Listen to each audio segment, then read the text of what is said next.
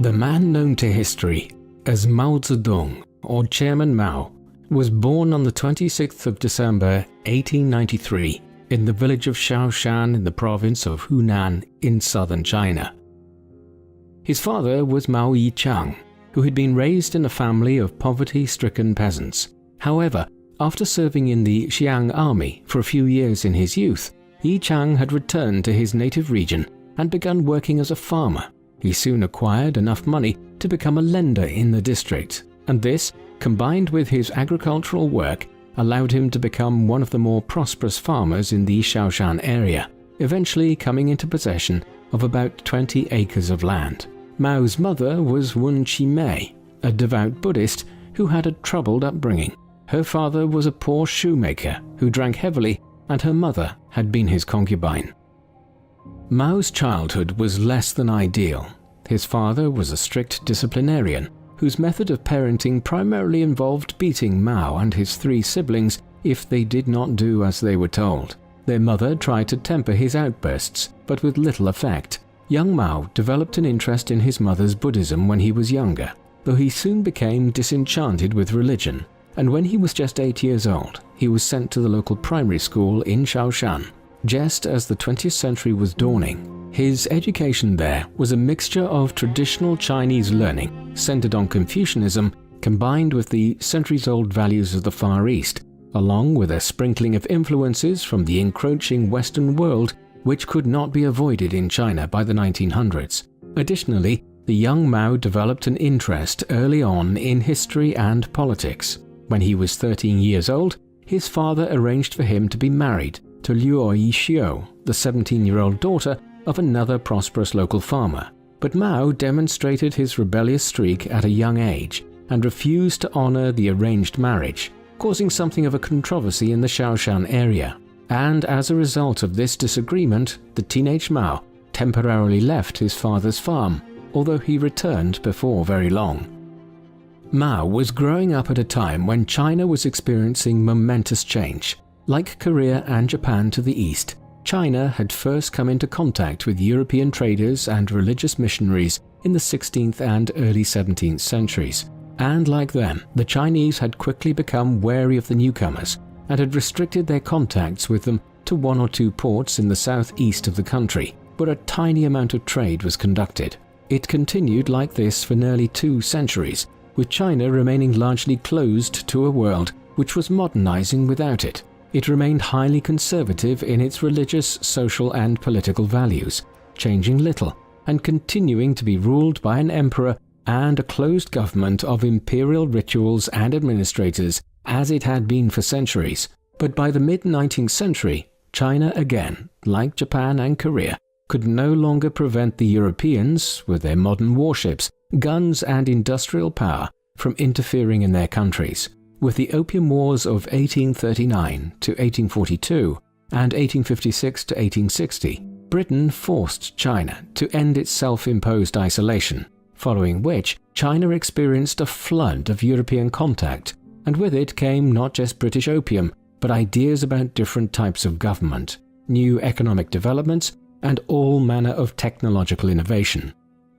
Perhaps the most striking and revolutionary of these new ideas, which arrived into China from the mid-19th century onwards, was the knowledge that the Europeans and the Americans were not ruled by powerful monarchs and emperors anymore. Many lived under republics governed by the people, and even where some of these countries still had emperors or empresses such as Queen Victoria in Britain, she was essentially a figurehead, and it was Parliament that actually ruled the British Empire. Moreover, these democracies were not all alike. Some were very conservative, some were more liberal, and some had different degrees of economic development. And there were also competing ideas about how they should be reformed and developed, with some wanting the wealthy to hold a great amount of power, and others who believed that power and wealth should be distributed equally throughout society. And there were more extreme ideas again. One of these, developed in particular by the German political scientist Karl Marx in the mid-19th century, argued that all wealth and goods should be held in communal ownership. He called this communism. In early 20th century China, these ideas would soon lead to great change, as many began questioning why they were still ruled by the emperor of the nearly 300-year-old Qing dynasty. As Mao entered his teenage years, he was already reading about these political ideas. He was particularly interested in calls for a democracy to be established in China to replace the imperial government, and also the republican writings of Sun Yat-sen, who had become a figurehead for the republican movement within China. He would soon see these desires confirmed. Just as Mao was starting at a new school in Changsha, the country was entering into a period of rapid change. Regional famines had struck parts of China in the late 1900s and early 1910s, and this, combined with numerous regional uprisings throughout the country and growing calls for a more representative government, led to an army revolt in October 1911.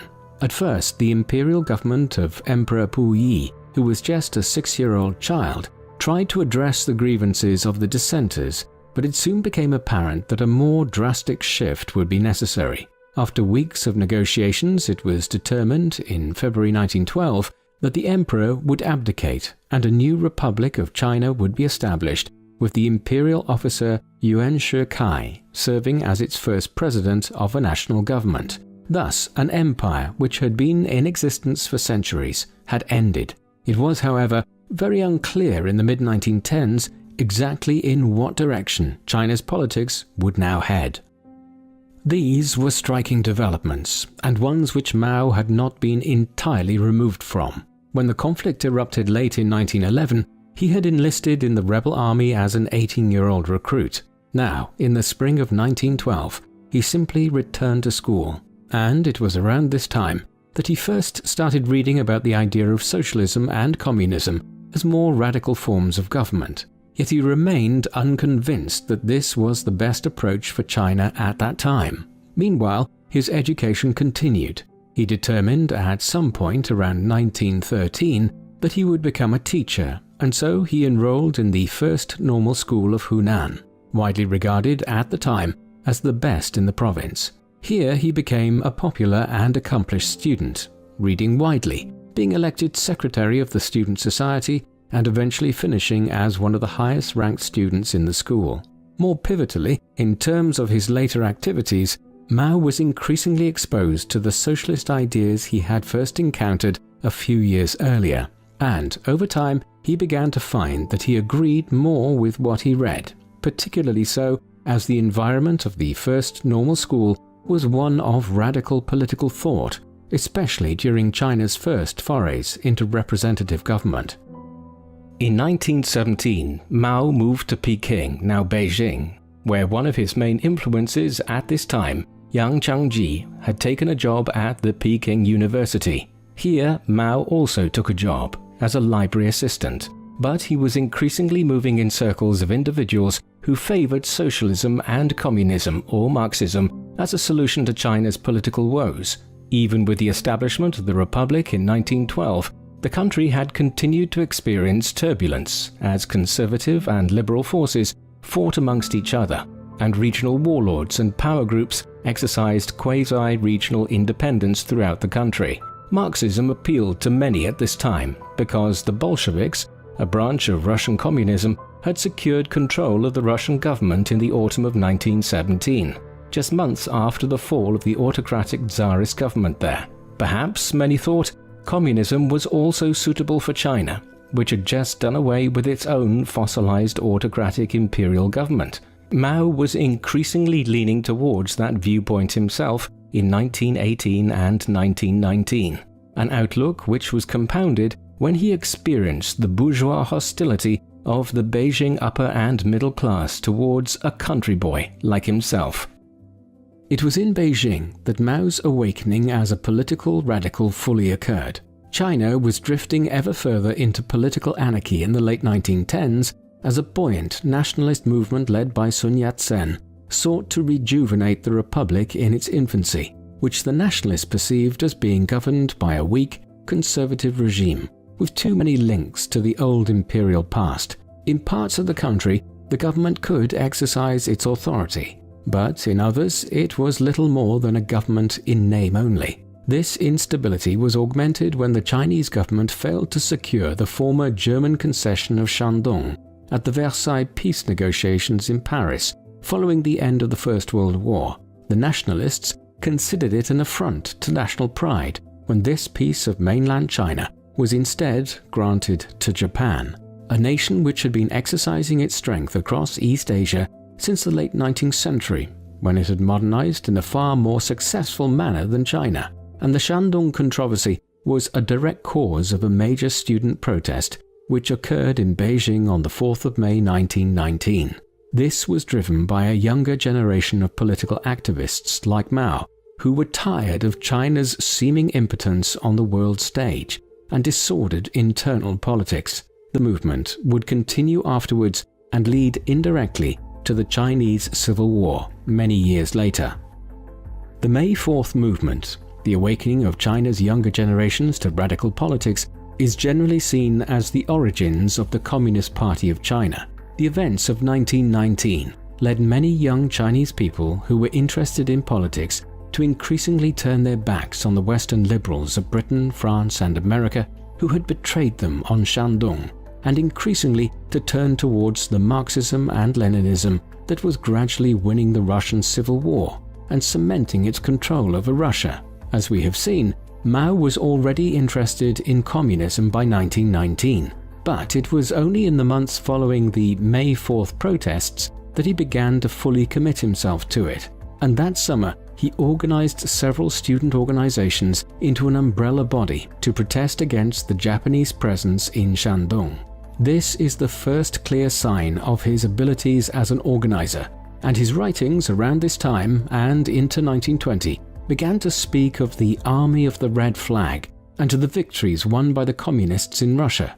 By the time that the Communist Party of China was formally established in the summer of 1921, Mao had proclaimed himself to be a communist, believing that the ideology would be the basis for the coming revolution in China. It would be a slow ascent towards that revolution, however. In the meantime, Mao married again in 1920 to Yang Kai-hui, the daughter of one of his former teachers. Then, in July 1921, he attended the first Congress of the Communist Party of China. A decision was taken early on by the new party to accept aid from Russia, but also to establish an alliance with Sun Yat-sen's Nationalist Party, the Kuomintang, which would soon be led by a younger nationalist by the name of Chiang Kai-shek. Mao was one of the first of the Chinese communists to also join the Nationalist Party, in the belief that the conservative Chinese political establishment would only be overthrown if the nationalists and the communists worked in league with each other. As such, he spent much of the 1920s living in the nationalist stronghold of Guangzhou province and working as an organizer and propagandist for both the communists and the nationalists simultaneously. And throughout this period, Mao was gaining a greater appreciation of the struggles of the Chinese peasantry throughout the country and the strength in sheer numbers which they had if they were won over to the communist cause. As such, the early and mid-1920s were formative, if somewhat unremarkable years in Mao's career. This all began to change in 1926. With the death of Sun Yat-sen in 1925, Chiang Kai-shek had taken over the leadership of the nationalists. By this time, his party, the Kuomintang, had control over large parts of southern China, but the country was still highly fragmented, with the conservative government of the Republic holding Beijing and much of the north, and quasi-independent Chinese warlords who were vestiges of the imperial past holding other parts of the country. In 1926, Chiang determined to force the issue and launched a nationalist military campaign to seize Beijing. The Northern Expedition, as it has become known, was a major success, and during the course of 1926 and 1927, the nationalists seized power in many of the major cities. But the very success of the Northern Expedition also led to civil war. Now, the loose alliance, which the Chinese communists and the nationalists had been in since 1921, was effectively ended by Chiang Kai-shek, who had grown wary of the expanding power of the communists and the role Russia wished to play in China. Once the conservative regime in Beijing was done away with, the result was a split itself within the Nationalist Party in 1927, between Chiang's right-leaning nationalists and a left-leaning faction which wished to accommodate the communists. These events are typically seen as the beginning of the Chinese Civil War, which would last for over 20 years. In the summer of 1927, Chiang Kai-shek's newly ascendant Kuomintang began a crackdown on communists throughout China. Thousands were killed, and the party was suppressed in many places. Mao's reaction to this major setback and the inception of civil war between the nationalists and the communists was to retreat with several hundred followers into the wilderness around the Jinggang Mountains on the border of Hunan province. It was the beginning of a long period of guerrilla warfare during which the Communist Party, with tacit aid from Russia, sought to disrupt the rule of the nationalists in anticipation of mass urban revolts by workers throughout the country against the new government.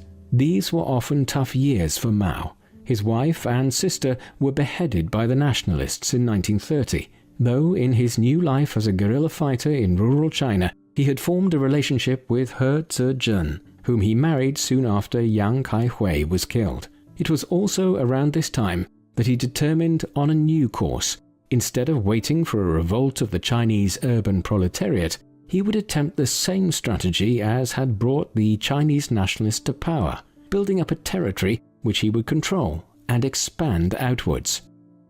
In February 1930, Mao, who by now was one of the senior commanders of the Chinese Communist movement, established the Southwest Jiangxi Provincial Soviet government in Jiangxi province. Although the nationalists controlled most of the country, for a few years here in the early 1930s, Mao established a Chinese Soviet state in Jiangxi, with him serving as the chairman. The Red Army had also expanded and was now under the overall control of Zhou Enlai, with the wider Chinese Communist Party focusing attentions on Jiangxi as a safe base for them in the early 1930s. Indeed, Mao, Enlai, and the Red Army saw off several efforts by Chiang Kai-shek to wrest control of the province back from them in the early 1930s by encircling Jiangxi. However, this military response was limited by the nationalists, in part because it had found itself embroiled in a conflict on the other side of China in the early 1930s, as the Empire of Japan invaded the northeastern Chinese provinces of Manchuria and established a puppet state called Manchukuo there. It was just the beginning of heightened Japanese involvement in China in the 1930s, but once the initial furore concerning Manchuria died down, Chiang set his sights on finally reclaiming Jiangxi province from Mao and the communists in the mid-1930s. In September 1933, the Chinese nationalists began the fifth encirclement of Mao and the communists in Jiangxi province. This effectively involved an enormous siege by the nationalists, and one which would prove too large for the Red Army to repulse. By the summer of 1934, it was clear that Mao and his followers would either have to surrender or break out of the besieged area. They chose the latter, and the resulting events have become part of Communist Party law. In October 1934, Communist forces consisting of 86,000 troops, 15,000 personnel, and 35 women broke through nationalist enemy lines and began an epic retreat from their encircled headquarters in southwest China. The Long March, as it became known, lasted 368 days and covered 6,000 miles. They crossed 24 rivers and 18 mountain ranges. Weapons and supplies were borne on the backs of fighters or in horse-drawn carts, and at times the line of marchers stretched for 50 miles. Only 4,000 troops completed the journey. Enduring starvation, aerial bombardment, and almost daily skirmishes with nationalist forces, Mao eventually halted his columns at the foot of the Great Wall of China. The Long March is regarded as the longest continuous march in the history of warfare and marked the emergence of Mao Zedong as the undisputed leader of the Chinese Communists. The months after the Long March saw a curious drift in Chinese politics towards a rapprochement between the Communists and the Nationalists. For years, the nationalist government of Chiang Kai-shek had been dealing with problems on multiple fronts. As well as the Communists, there was the perhaps greater problem posed by the Empire of Japan and its ambitions to dominate the Far East politically and militarily. This had already resulted in the invasion of Manchuria and the establishment of the puppet state of Manchukuo in the early 1930s, But as the years went by, it was clear that the emperor's government in Tokyo had ambitions for an even greater land grab in China. Accordingly, many within the nationalist movement believed it would be best to put aside their differences with the communists for the foreseeable future and form a coherent opposition to the impending Japanese attack. And for their part, Mao and his followers were encouraged to do the same by Moscow. Thus, during the course of 1935 and 1936, Mao's communists and Chiang Kai-shek's nationalists were once again drifting towards an alliance of convenience. The drive towards doing so was accelerated in July 1937 when the Japanese again invaded China and proceeded to militarily occupy many of the major cities along its eastern coast, massacring tens of thousands of Chinese civilians in cities such as Nanjing in the process. The Chinese Civil War now morphed into the Second Sino-Japanese War, and in turn, that would become a constituent part of the Second World War in later years. By the end of 1937, the Communists and the Nationalists were formally allied with each other again after Chiang Kai-shek caved in to pressure to do so from within his own ranks. And Mao also married again around this time to Jiang Qing, an actress who would become his fourth and final wife. As an example of his growing ruthlessness, his former wife He Zhezhen was packed off to the Soviet Union, where she was placed in a mental asylum. Meanwhile, the nature of the struggle against Japan, which would play out for the next several years, was beginning to become clear. The nationalists moved inland towards central China as the Japanese occupied the rich cities and farmland of the coastal regions of eastern China. Here, in the inland provinces, the nationalists and the communists would wage a war of attrition with the Japanese to the east for the next few years. And these were significant years in terms of the support Mao and the communists enjoyed. In the course of the late 1930s and early 1940s, Mao's Red Army ballooned in size from approximately 50,000 to nearly 500,000 fighters. Thus, the war with Japan was finally creating the kind of countrywide support for the Communist Party which Mao and the other leaders had failed to acquire in the late 1920s and early 1930s. Already by 1940, there were signs of Mao's communists being able to win considerable victories against the Japanese occupation forces. During a campaign which became known as the 100 Regiments Campaign in August 1940, the 400,000-strong Red Army moved against the Japanese in simultaneous attacks against 5 of the coastal provinces, attacks which resulted in the deaths of upwards of 20,000 Japanese troops, as well as a severe disruption to Japanese supply routes.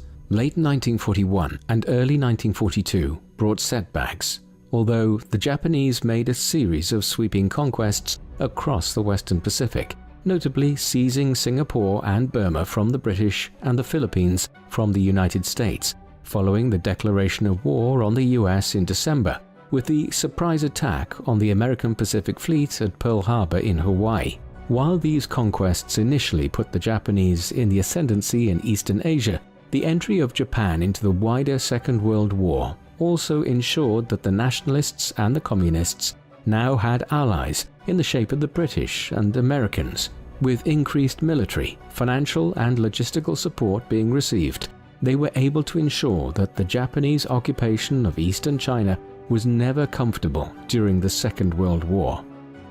As the war was grinding onwards throughout the first half of the 1940s, the Chinese Communist Party continued to grow in power, and so did Mao as its leader. The nature of the war of resistance against the Japanese favored the communists over the nationalists. For starters, the communists were more attuned to how to wage guerrilla war, having done so for many years against the nationalist government in the late 1920s and early 1930s. As a consequence, they were better prepared for doing so against the Japanese, and as they won a series of victories against the Japanese, the Red Army became the more attractive option for Chinese people seeking to oppose the foreign occupation. Moreover, Chiang Kai-shek's Kuomintang seemed to many to simply be the Chinese manifestation of the right-wing movements which had brought Japan into China to begin with. And as the Chinese Communist Party, or CPC, expanded in size, Mao also consolidated his control. In 1943, he acquired the chairmanship of both the party secretariat and the Politburo of the party for the first time. It was also during these war years that he began affirming that Chinese communism would have a distinctly different shape than that which had developed in Russia. Beijing would be no puppet of Moscow in future years. The nature of the war against the Japanese changed from 1943 onwards, as Japan suffered a series of severe setbacks in its struggle against the United States, while its European allies, Germany and Italy, were also fighting an increasingly doomed war against Russia, Britain and the US. Once the Allies were victorious there, all their resources would be employed against the Empire of Japan. Consequently, in the final years of the war, thoughts once again turned to China's politics and who would hold power once the country had been freed from the Japanese. As early as 1940, there were serious cracks in the alliance between Mao's communists and Chiang Kai-shek's nationalists, and by 1942, open fighting between the two had broken out yet again as the Chinese Civil War resumed.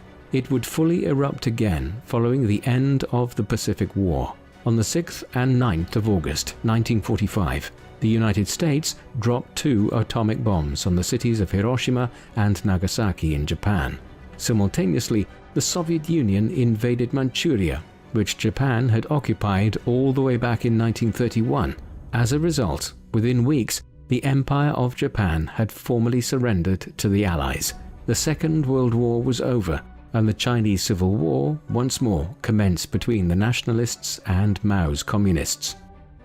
Mao was in a far more advantageous position in 1945 than he had been 10 years earlier after the Long March. If the Long March had kept the Chinese Communist movement alive, then the Japanese invasion of China in 1937 and the 8 years of war with Japan allowed the Communists to strengthen their position immensely. In a curious twist of history, the Japanese invasion of China indirectly led to the Communists seizing power in the country. Early in 1946, Mao was handed an extra advantage when Stalin handed over Manchuria to the Chinese Communist Party. Yet it would take 3 years of further intense fighting between the Communists and the Nationalists before a breakthrough was made. In September 1948, the Communists secured full control of east-central China in the region south of Beijing with the capture of Shandong province in the Huaihai campaign. Then, in the winter of 1948, Mao launched the Pingjin campaign against Chiang Kai-shek's forces in northern China. Over a 2-month campaign, over 500,000 nationalist troops were killed, captured or wounded, and the north of the country was left in communist hands. With northern China largely secured by early 1949, Mao and the Red Army commanders took the decision that spring to drive south of the Yangtze River into the heartland of nationalist-held territory. This was done despite the efforts of the Soviet leader Joseph Stalin to encourage Mao to form a coalition government with the nationalists. Stalin did not want a rival for power amongst the communist leaders, but he would soon have one. On the 23rd of April 1949, the Red Army seized the nationalist capital of Nanjing.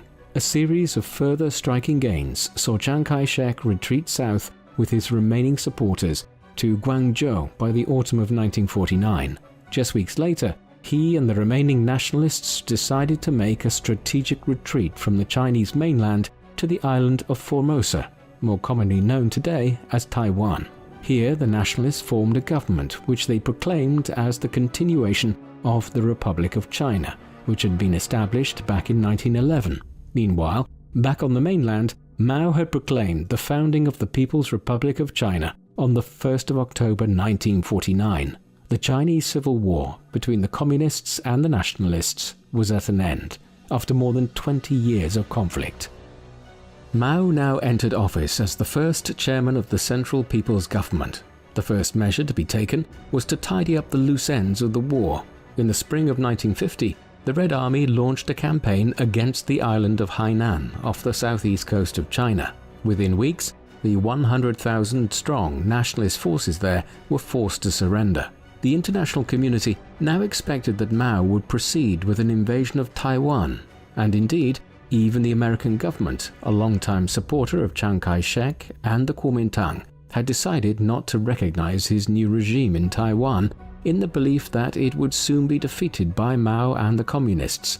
But no invasion came, and despite numerous crises between the two sides, Taiwan remains self-governing to this day. And this period immediately after the conclusion of the Civil War also saw Mao head to Moscow in the winter of 1949 to 1950. Here he secured large injections of Russian financial support for China, as well as technological advisors, although the agreement came with a tacit admission by Mao of Stalin's primacy within the communist world. Mao would have to wait several years before he could attempt to go his own way. The post-war years in China saw the initiation of wide-ranging political, social, and economic reforms. Firstly, a massive land reform campaign was initiated to transfer agricultural land out of the hands of large-scale farmers and landlords and into the hands of poorer peasants. While this reduced economic inequality, it was not without violence, and there were many instances of the former landlords being attacked or even murdered across China in the early 1950s. In tandem, a huge drive was initiated to crack down on opium production and consumption across the country, a habit which was partly a legacy of British meddling into the Chinese economy in the 19th century. In the 1950s, millions of opium addicts and habitual users were press-ganged into labor reform camps. They were joined in these by the hundreds of thousands of individuals who Mao's regime branded as counter-revolutionaries, many of them being former members of the Kuomintang. And Mao also launched the new People's Republic onto the world stage by entering into the Korean War, which broke out in the summer of 1950 between a communist North and an American-backed South. Massive Chinese aid ensured that the conflict ended in a stalemate 3 years later. It also led to a split of relations between Mao's new regime and the United States, one which involved a trade embargo which lasted for over 20 years. In the 1950s, Mao had formed a clear idea of how he believed communism should develop in China. It would be incorrect to assume that Mao Zedong was simply a powermonger who used communist ideology to secure authority in China. Certainly, he was a brutal autocrat, a fact which would become strikingly clear as his long chairmanship continued on into the 1960s and 1970s. But he had also read widely on Marxist-Leninist thought and had a vision for how communism would develop in China. In the early 1950s, that vision involved the industrial capacity of China's burgeoning cities of the East Coast and its great rivers, leading the country away from its reliance on agriculture.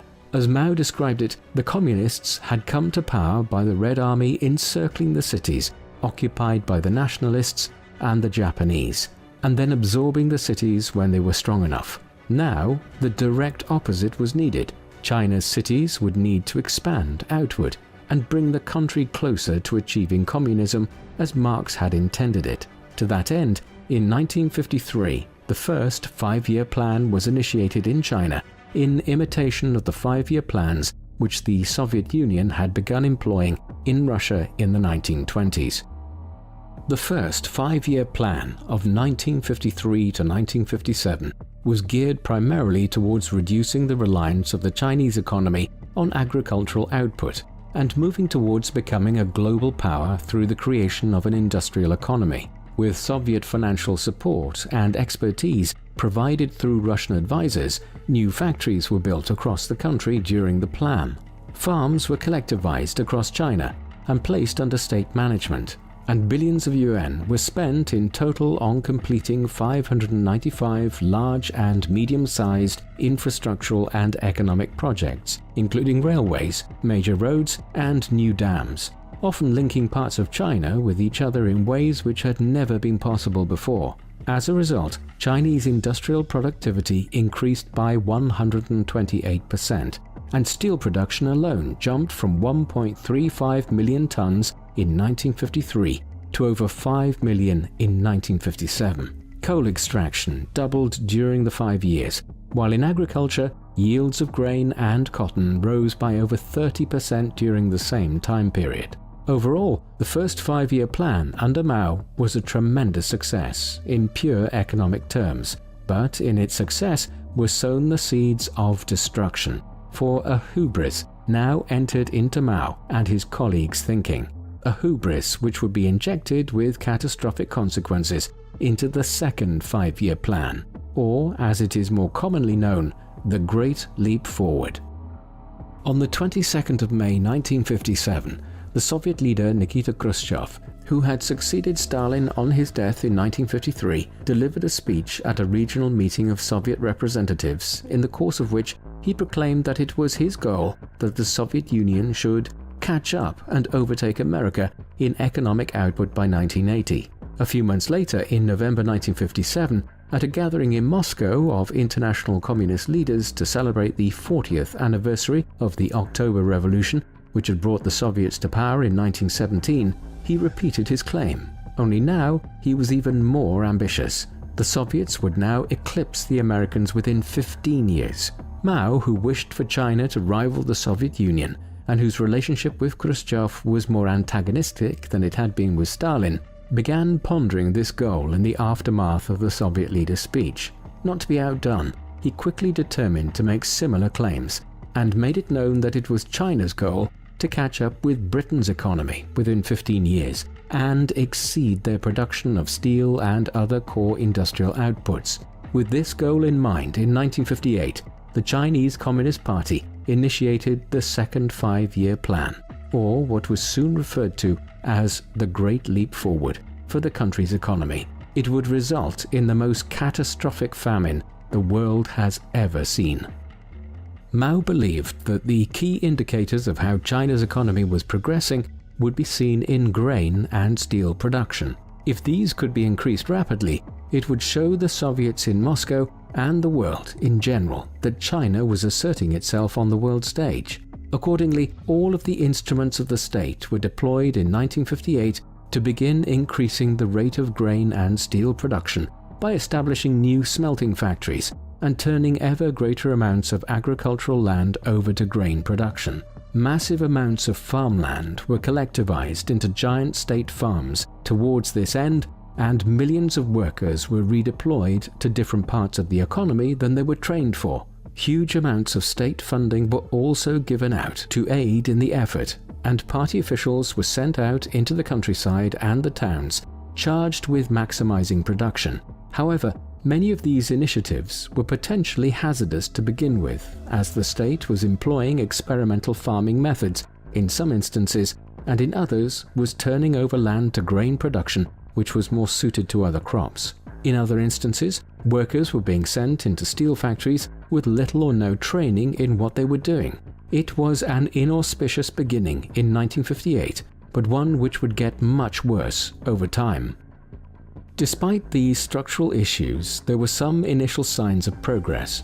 Steel and iron production did increase in the initial stages of the Great Leap Forward, perhaps by as much as 30 to 40% in 1958, but the mechanism whereby it was being increased would prove catastrophic in some instances.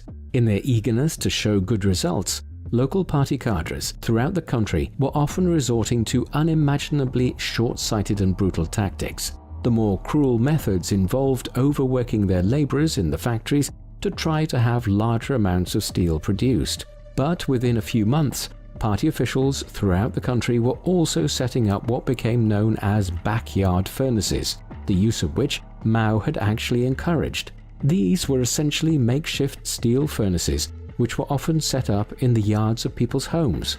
Scrap metal was used to produce pig iron, which was almost totally useless. But the worst thing was that farming tools and other instruments which were needed for producing food throughout the country were often being thrown into these backyard furnaces and melted down so that local party officials could record higher outputs of alleged steel production in their areas. The result was a lack of basic tools for farming as the months went by.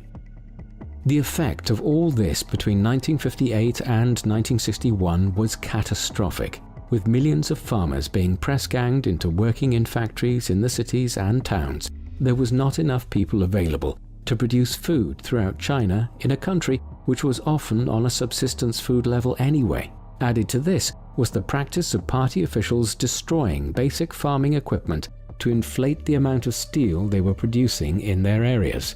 Furthermore, the party had begun trying to use experimental irrigation methods, which had rendered large amounts of farmland temporarily unusable in some areas.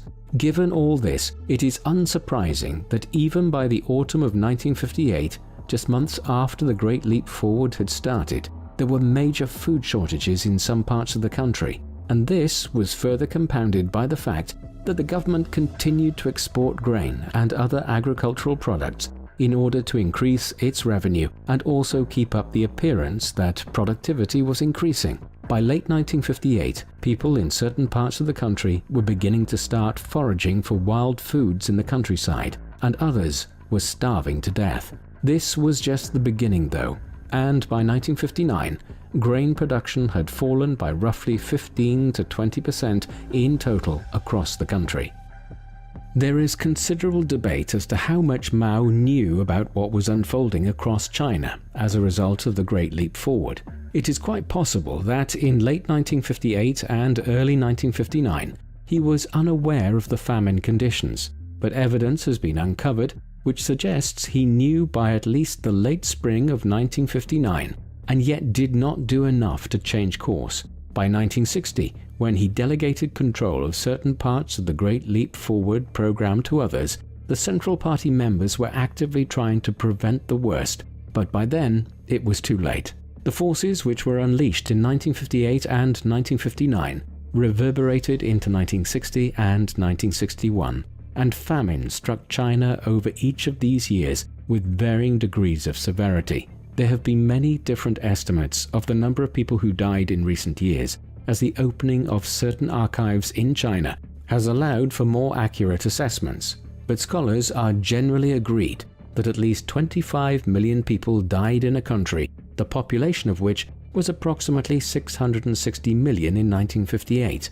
Frank Dikötter, who studied the period in detail and who saw the Great Leap Forward as Mao's Great Famine in the title of his study of these events, suggested the death toll was as many as 55 million people. Others would suggest somewhere between 30 and 45 million, making this the most catastrophic famine in human history in terms of sheer numbers of deaths.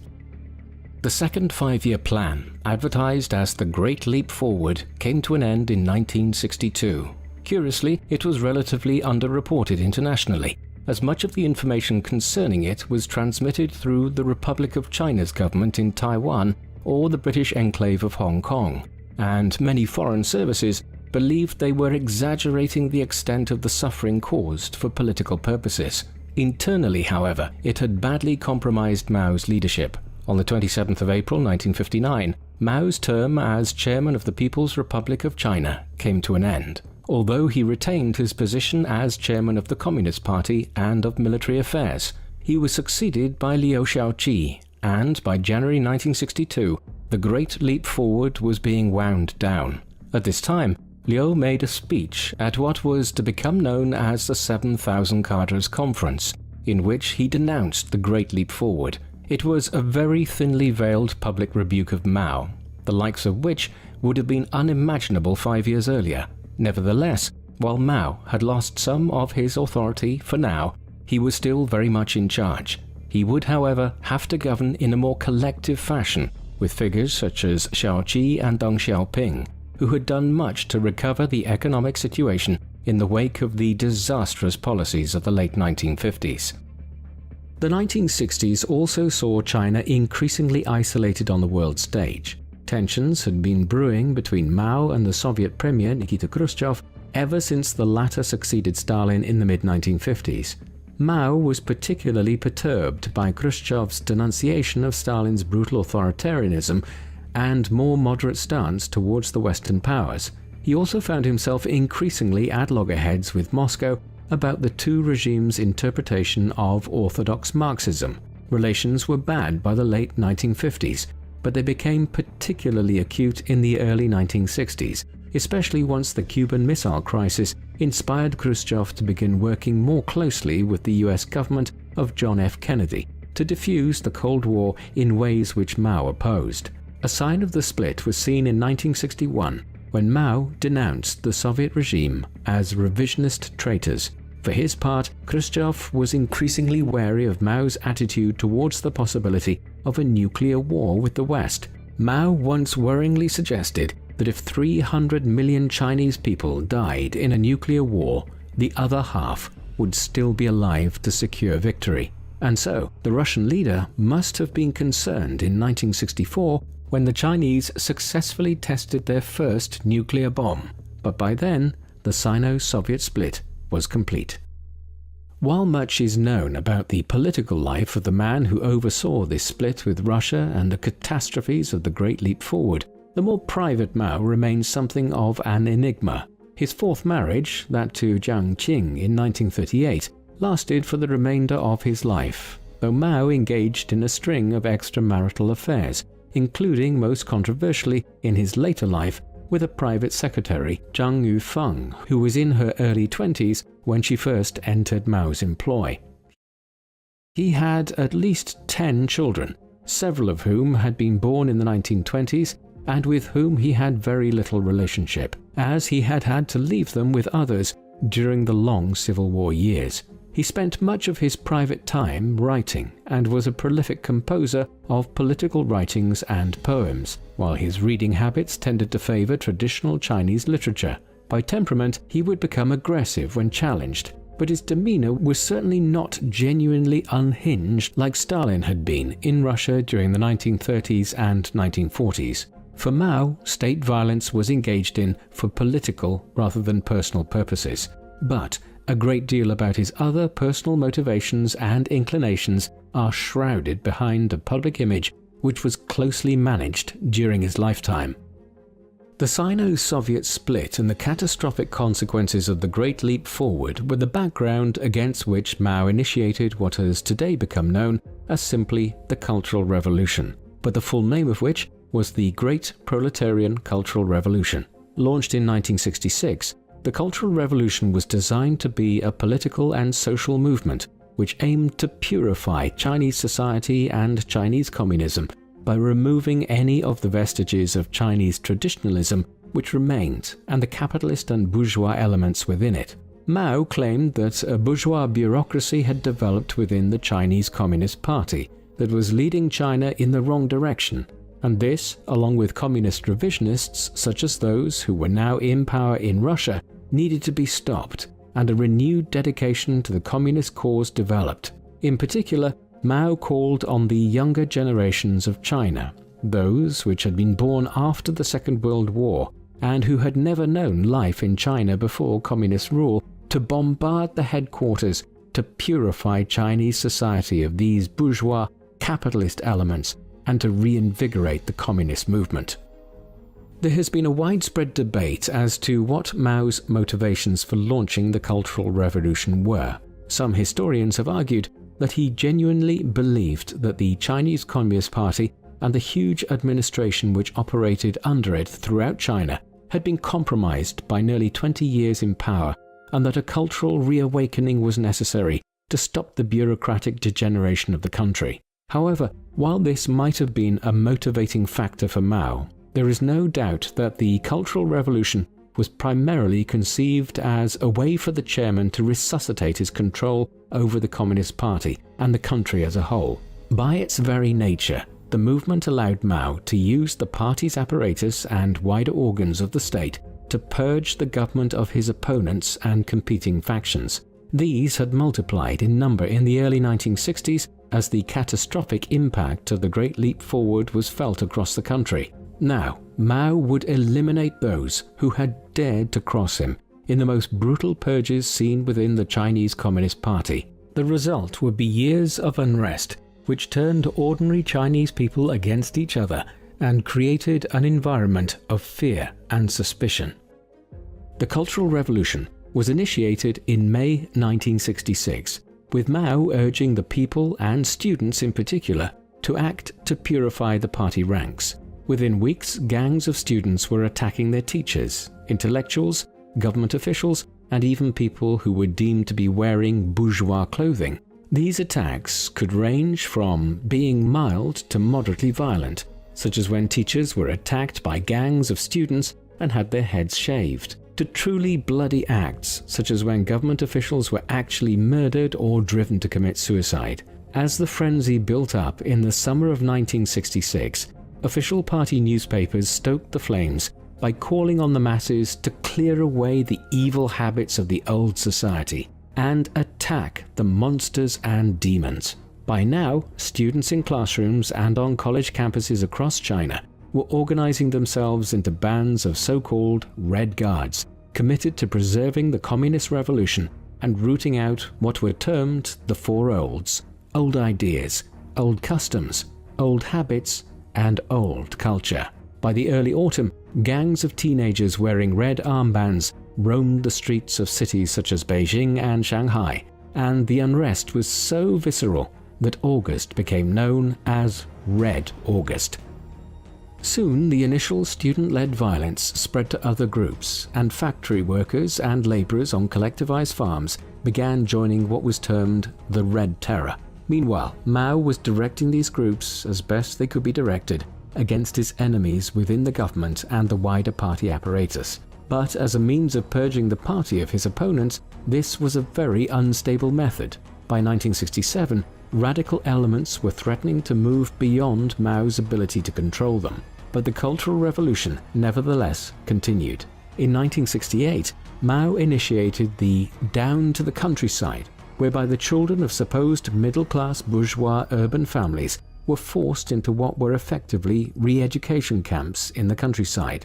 Meanwhile, the chairman was building up an ever greater cult of personality around himself, in part led by the publication of his Little Red Book, a collection of his sayings and writings which became central to the concept of Maoism in China around this time. The violence continued unabated through the late 1960s, but by 1971, even Mao was aware of the need to scale things back, and though the Cultural Revolution is deemed by some to have only ended with Mao's death in 1976, the worst of the unrest subsided in the early 1970s. As with the enormous famine created by the Great Leap Forward 10 years earlier, historians have found it difficult to precisely identify how many people died as a result of the Cultural Revolution. Estimates tend to vary between 500,000 and 2 million people having lost their lives as a result of the violence which swept through China between 1966 and 1971. Many of these were killed by the Red Guards and other groups, triggered into fanaticism by Mao's injunctions. However, probably the greater proportion of these lost their lives in instances where the army was called in to quell the unrest, or by the army and the Communist Party being directed to purge certain groups by Mao himself. Just as damaging was the psychological pain inflicted on a society where people were effectively turned against each other by the state. Perhaps the most glaring example of this occurred in Guangxi province in the south of the country, where between 100,000 and 150,000 lives were lost during the Cultural Revolution. People here even resorted to burying the persecuted alive, or boiling or disemboweling them, and there was systematic cannibalism engaged in Guangxi, as the frenzied masses sought to literally devour their enemies in their fervor. Ultimately, the Cultural Revolution scarred Chinese society in ways which are hard to quantify. The early 1970s witnessed a major event in China's relations on the international stage, which has had important implications down to the present day. Chinese involvement in the Korean War had seen diplomatic ties between the People's Republic and the United States government effectively shut down, with trade sanctions imposed on China by Washington. However, with the passage of 20 years, both sides were cautiously investigating the possibility of re-establishing diplomatic ties.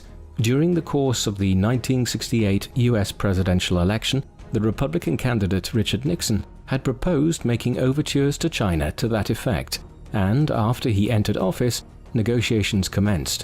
In 1971, Nixon's national security advisor Henry Kissinger went on a secret diplomatic mission to Beijing, and this was followed in February 1972 by an official state visit in China by Nixon, during the course of which he met Mao, the first meeting between a Chinese and American head of state since the Second World War, which has grown ever greater in importance since, and which is now regarded by many as the most significant international relationship between two states in the world. Despite the veneer of normality which was lent to US-Chinese relations by the official state visit of Nixon in 1972, at home, the Chinese government continued to operate in an extreme fashion. By the time Nixon visited, Mao was nearly 80 years of age, and, owing to years of chain smoking, he was suffering from numerous physical ailments. It was due to this and the cult of personality which he had built up around himself that he allowed a number of senior Communist Party members to become immensely influential in China in his final years. These were known as the Gang of Four, which consisted of Mao's wife Jiang Qing, Jiang Zhongqiao, an ultra-Maoist writer who had come to prominence during the 1960s for his denunciation of bourgeois elements within Chinese society, a close ally of Chun Qiao's, Yao Wenyuan, and Wang Hongwen, a younger political figure who had risen from within the Shanghai branch of the Chinese Communist Party to become one of its highest-ranking figures during the Cultural Revolution. The Gang of Four had done much to promote the worst excesses of the Cultural Revolution between 1966 and 1971. But even after the most extreme period of the purges ended in the late 1960s, their influence over Mao's government continued. The last years of Mao's life and his primacy in the politics of China are hard to characterize, as competing forces were at work in the halls of power in Beijing. Certainly, Mao remained wedded to the idea of clinging to power until the very end. As a result, he continued to allow the Gang of Four and their supporters to hold considerable influence in the country. However, separately, there was a growing clique of individuals who coalesced around other older stalwarts of the party, such as the former head of the Red Army and Premier Zhou Enlai, and the former General Secretary of the party Deng Xiaoping, who wished to break from some of the more traditional ideological values of the party espoused by Mao and introduce a greater degree of professionalism into the running of the government and the economy. There was also much bitterness within the party establishment at the damage wrought by the Cultural Revolution, as individuals who had fought the Japanese and the nationalists in the 1930s and 1940s had often been purged from the party in the late 1960s, only to be gradually rehabilitated in the 1970s. Acrimony between all these groups characterized the politics of China in the final years of Mao's life, and it was he himself who was largely responsible for creating this situation. The political uncertainty of the post-Cultural Revolution period was still unresolved as Mao entered the final stages of his life. His health had further deteriorated in the mid-1970s, and he was suffering from several heart and lung ailments, the latter aggravated considerably by his chain smoking, while there were unconfirmed rumors of a considerable reliance on sleeping pills which had developed over the years. On the 27th of May 1976, he met the Prime Minister of Pakistan, Zulfikar Ali Bhutto, on a state visit at which the last known photo of Mao was taken. But by then, he had already suffered the first of several heart attacks that occurred between the spring and autumn of 1976, and which left him increasingly incapacitated. The final one on the 5th of September left him largely unable to move, and he died 4 days later. A state funeral lasting a week followed between the 11th and the 18th of September 1976, during which 1 million Chinese people filed past his body. Today, the enormous mausoleum of Mao Zedong housing his embalmed body stands in the middle of Tiananmen Square in central Beijing, on the site where the Gate of China, the southern gate of the old imperial city between the 14th and the 20th centuries, used to stand, before its destruction in 1954. It is perhaps fitting as a statement of where ancient China ended and modern China began. Mao's death occurred at a time when the older leadership of the entire Chinese Communist Party, the generation who had come to political consciousness during the May 4th movement all the way back in 1919, was fading from Chinese life.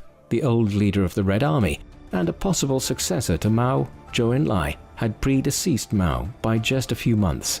Consequently, Mao had appointed the Minister for Public Security, Hua Guofeng, as his successor shortly before his death. He succeeded as chairman of the Chinese Communist Party in 1976. But he would not last long. Guofeng was outmaneuvered in the years that followed by Deng Xiaoping, who became the de facto leader of China in 1978, though Guofeng's brief period as leader was significant in arresting and charging the Gang of Four as being responsible for the excesses of the Cultural Revolution. In all but one instance, they subsequently were sentenced to life in prison under Deng Xiaoping's leadership. Elsewhere, despite his impeccable communist credentials, Deng Xiaoping quickly moved China away from its planned economy and the more authoritarian aspects of Mao's reign, setting term limits on the holding of office. It was during Deng's tenure as Mao's successor that the roots of China's economic miracle can really be found, as he opened the country up to foreign investment and expertise. Thus, in the end, Mao proved to be the impediment to China's growth, rather than the deliverer of it. Mao Zedong is one of the most contentious individuals in Chinese history, and indeed the history of the modern world.